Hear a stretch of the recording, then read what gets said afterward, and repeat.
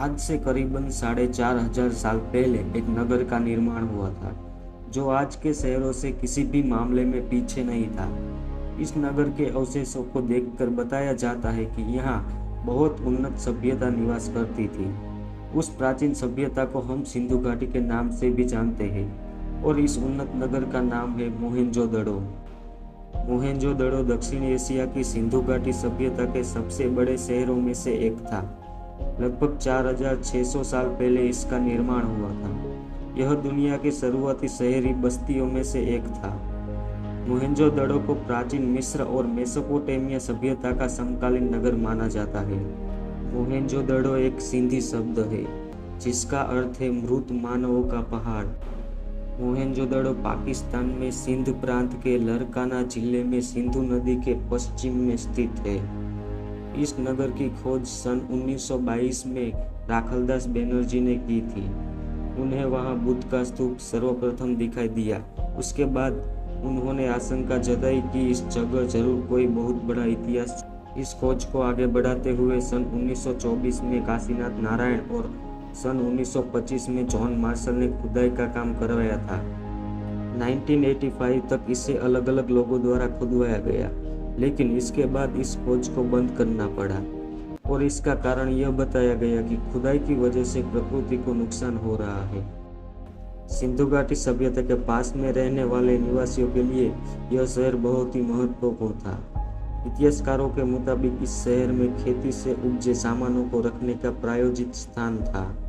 सामान को पानी से बचाने का भी पूरा प्रबंध था।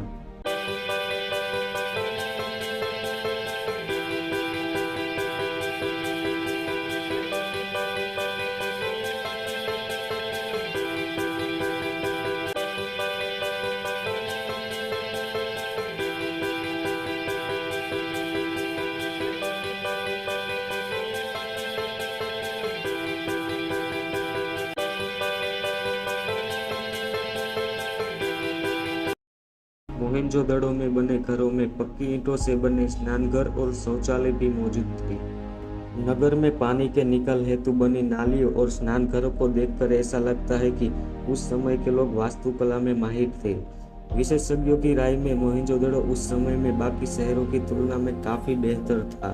खोज के दौरान पता चला है कि यहाँ के लोग गणित का भी ज्ञान रखते थे। उन लोगों को जोड़ना, घटाना, मापना सब कुछ आता था। जो ईंटें अलग अलग शहरों में इस्तेमाल होती थी वह सभी एक ही वजन और एक ही साइज की थी। पुरातत्ववेताओं के अनुसार सिंधु घाटी सभ्यता के लोग गाने बजाने और खेलने कूदने के भी बहुत शौकीन थे। उन्होंने मोहेंजोदड़ो की खुदाई के दौरान म्यूजिक इंस्ट्रूमेंट और खिलौनों को भी खोज निकाला था। इस प्राचीन नगर के लोग साफ सफाई पर भी काफी ध्यान देते थे। पुरातत्ववेताओं को साबुन, कंघी और दवाइयाँ भी मिली थी।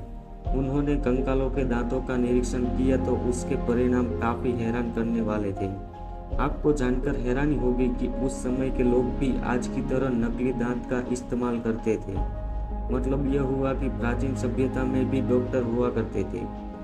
खोज के दौरान खोजकर्ताओं को धातु के गहने और कॉटन के कपड़े भी मिले थे। यह गहने और कपड़े आज भी म्यूजियम में है।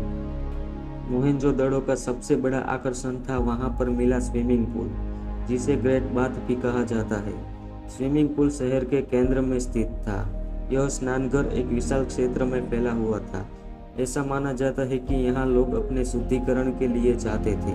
स्विमिंग पूल में जाने के लिए सीढ़ियाँ भी बनी हुई थी। कई शोधकर्ताओं ने यह तर्क दिया है कि मोहेंजोदड़ो के निवासी कला और संस्कृति में काफी आधुनिक थे। मोहेंजोदड़ो अपनी कला के लिए काफी लोकप्रिय था। उस समय बने टेराकोटा के विभिन्न कलात्मक पैटर्न भी पाए गए हैं। वहाँ के लोग आभूषण के उपयोग के लिए प्रचलित थे। हार, झुमके, अंगूठी, कंगन जैसे आभूषण का इस्तेमाल वहाँ की महिलाएं करती थी। विशेषज्ञों की माने तो मोहेंजोदड़ो काफी समृद्ध क्षेत्र था। ऐसा माना जाता है कि दुनिया में पहली नाली का निर्माण मोहेंजोदड़ो से ही शुरू हुआ था। खुदाई के दौरान कुछ लिपि भी मिली है, जिससे यह सिद्ध होता है कि उस समय के लोगों को पढ़ना लिखना भी आता था। यहाँ के लोग खेती भी किया करते थे।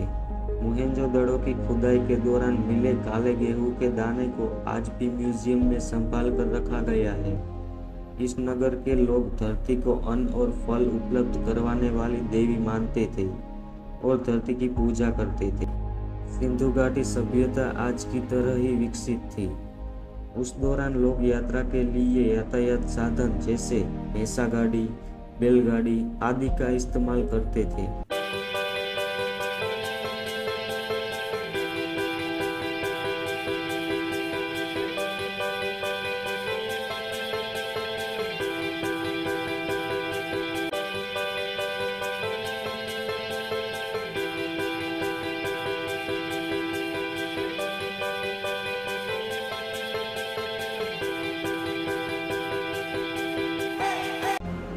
दोस्तों, अब बात करते हैं कि इतने विकसित महानगर का अंत कैसे हुआ। खोजकर्ताओं और वैज्ञानिकों के मुताबिक इसके विनाश का कारण प्राकृतिक आपदा और जलवायु में बदलाव हो सकता है। इसके अलावा कुछ वैज्ञानिक खोज में मिले नरकंकाल के आधार पर इसके विनाश का कारण किसी बड़े विस्फोट को मानते हैं। कई लोग सिंधु नदी में आई बाढ़ को मोहेंजोदड़ो के विनाश का कारण बताते हैं।